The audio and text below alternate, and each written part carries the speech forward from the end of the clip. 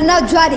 यह धरना वैकल्पिक मार्ग सड़क चौड़ीकरण और मृतकों के परिवारों को मुआवजा देने हेतु पूर्व विधायक नारायण पाल और पालिका अध्यक्ष हरीश दुबे के नेतृत्व में किया जा रहा है।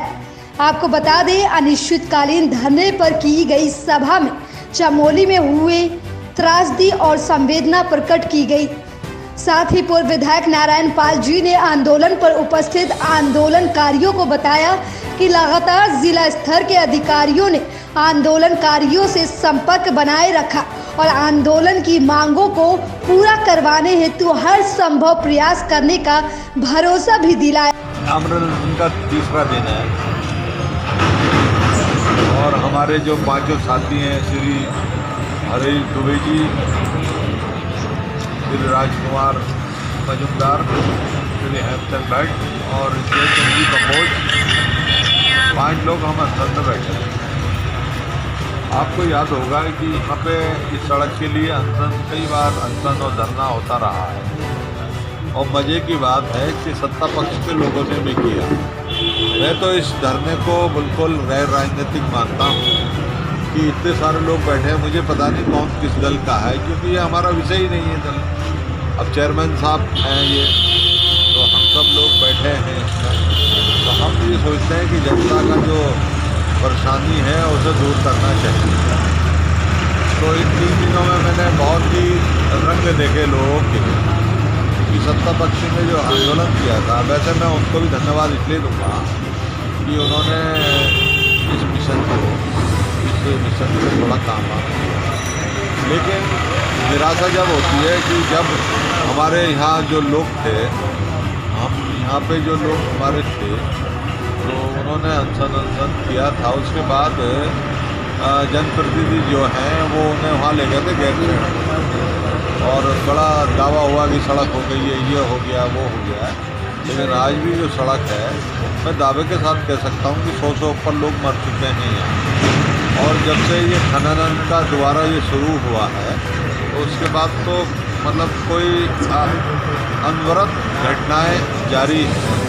तो हम ये राजनीतिक विषय नहीं है हमारा, तो हम लोग श्री। उन्होंने ये भी बताया कि वैकल्पिक मार्ग बनाना और सड़क के चौड़ीकरण का कार्य जिला स्तर के अधिकारियों के स्तर का नहीं है, इसलिए उनकी फोन से उत्तराखंड के राज्यपाल के सचिव ब्रजेश संत जी से वार्ता हुई और सिसोना में लगातार एक्सीडेंट से हो रही लोगों की मृत्यु के बारे में जानकारी दी। यहाँ वैकल्पिक मार्ग बनना अति आवश्यक है, नहीं तो इसी तरीके से लोगों की जान जाती रहेगी। ब्रजेश संत जी ने आंदोलनकारियों को राज्यपाल जी के सामने पूरी समस्या को रखने के लिए कहा। तो क्या कहें, अब आश्वासन तो ऐसा शब्द बन गया है, ये जो सत्ता चल रही है, आश्वासन तो फटाक से दे देंगे। अभी लगातार कई अधिकारियों के फोन भी आ रहे हैं, बात मुझसे भी हो रही है, हमारे बड़े भाई साहब जो बैठे हैं पूर्व विधायक जी नारायण पाल जी, उनसे भी हो रही है, डॉक्टरों की टीम भी लगातार आ रही है। लेकिन ये आश्वासन से काम चलने वाला नहीं है, इसमें कोई पुख्ता काम होना चाहिए, उसके लिए हम लोग बैठे हुए हैं। और जो सत्ता के प्रतिनिधि है, लगातार पिछले 2 वर्षों से सभी को बेवकूफ़ बनाए हुए हैं। कभी ये 3 महीने बाद कह देते हैं बनेगी, कभी कह देते हैं फरवरी में बनेगी, कभी कह देते हैं मार्च में बनेगी। तो अगर इनकी मंशा साफ नहीं है, अगर इनकी मंशा साफ होती तो निश्चित रूप से जो है थोड़ा तभी पाई जब प्रारंभ नहीं हो पाई। और धरातल में प्रारंभ होने से पहले जो है कि PWD के अधिकारियों से जब वार्ता हुई थी, तो उनका कहना ये है कि हमने प्रस्ताव बनाकर भेज रखा है, लेकिन सरकार बजट पास नहीं कर रही।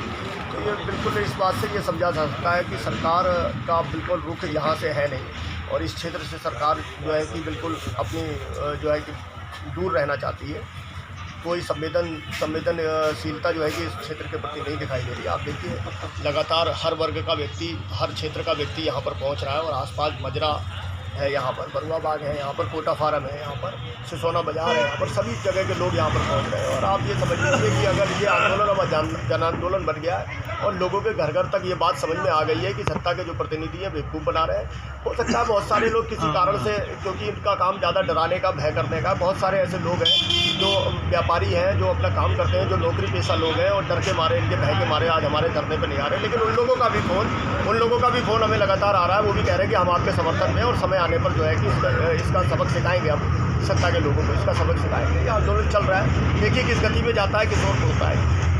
सभा में यह बात भी की गई कि आंदोलन से सत्ता के जनप्रतिनिधि पर भी दबाव बना है।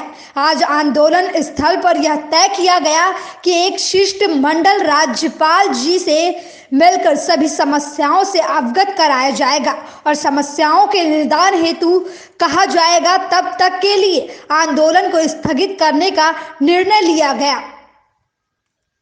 लोगों के हाथ में ये मामला नहीं है, लेकिन मैंने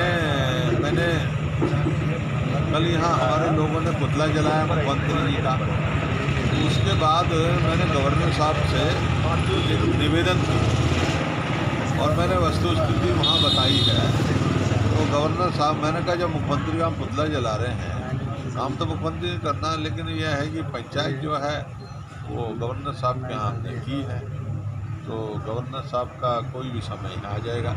लेकिन ये जो घटनाक्रम है, ये तो ऐसा घटनाक्रम है, ये तो सब चलता ही है। आमरण में, धरना प्रदर्शन में सब चलता है, क्योंकि कोई विभाग हो या शासन प्रशासन हो या पॉलिटिकल तंत्र हो, हम सब सामाजिक काम हो सब एक ही तो हैं। कोई ऐसी बात तो है, हमारे विवाद तो किसी से है नहीं। लेकिन अभी मैंने चमोली की जो आपदा के बारे में अभी सुना और देखा, तो मुझे ऐसा लगा, मैंने अभी लोगों से कहा, भी एक आह्वान भी मैंने किया कि इस वक्त जो आपदा है, हम मुख्यमंत्री जी से यही अनुरोध करते हैं कि वो जो उनकी सोच है और जो उनका विवेक है, उससे पहले तो उत्तराखंड के जो लोग हैं, जो इस्टेब्लिश लोग हैं, या बाहर से जो लोग आए हैं, उनको रिलीफ दें और जन हानि ना हो, ये बहुत बेहतर होगा, जान माल की रक्षा हो जाए। तो पूरा प्रशासन जो है, आज मैं महसूस कर रहा हूँ कि हर ज़िले में अलर्टनेस हो गई है, सब लोग लगे हैं। ये भी गवर्नर साहब से हमारी जो वार्ता होगी, और इसमें यहाँ जो ब्रजेश संत जी हैं वो काफ़ी इसमें वो करेंगे, और मैं प्रयास करूँगा मुख्यमंत्री जी से ही मिल लेंगे, कोई ऐसी बात तो है नहीं। और जो ये चमोली वाला जो मामला है, ये बहुत भी ज़्यादा वो है। अभी हमारे जितने भी अनशन के लोग हैं, तो वो उनसे मेरी बात होगी, तो उनसे बात होगी, क्योंकि अभी हमें लग नहीं रहा है कि रोड बनाने में लगते या थोड़ा सा ध्यान देते। अब वो तो यहाँ एक ही काम में लग गए कि वहाँ कोई ना पहुँचा, तो ये गलत बात है।